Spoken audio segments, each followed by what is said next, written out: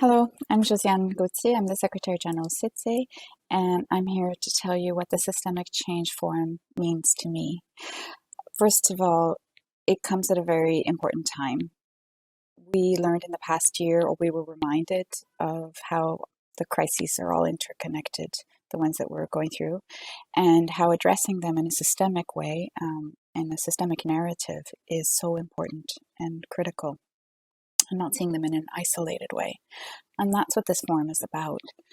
It's also a gift, this time that we give ourselves to gather, to reflect together, to listen, to share stories, and to learn from each other.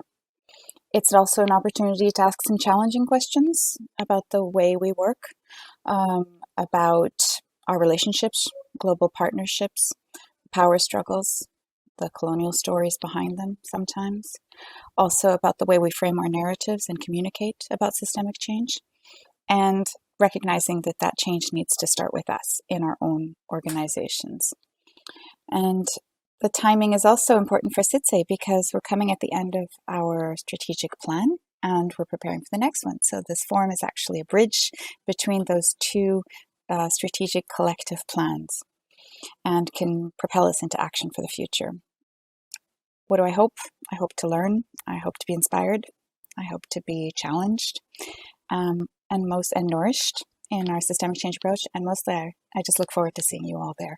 Hi, I'm Graham Gordon, Head of Policy at CAFOD. This last year has been a challenge for all of us, as individuals, for the partners and community we work with, for ourselves as organisations. We've seen the devastating impacts of COVID on the poorest communities. We've had to face ourselves the part we played in institutionalised racism throughout our sector. And as a SITSE network, we've been engaging with these issues for a while. We've been tackling corporate abuse of power.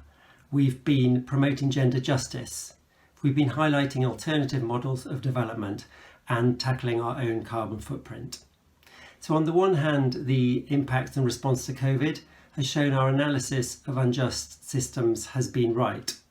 Unfair access to vaccines and abuse of power through control of patents, unpayable debt burdens, and the impacts of climate crisis on the poorest communities are just a few examples. It's also challenged us to a greater sense of urgency to go deeper and faster with the changes we seek. To ask ourselves if we're really shifting the power to the global south in the way that we intend, if we're tackling the climate change as seriously as the urgency it requires, if we're focusing our work on the systemic issues and challenging the concentration of power that will bring about bigger change.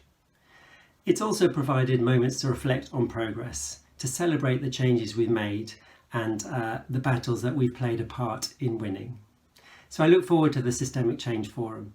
I look forward to taking stock of progress, to looking how the world has changed and to reaffirming our commitment to work for human flourishing and care for our common home.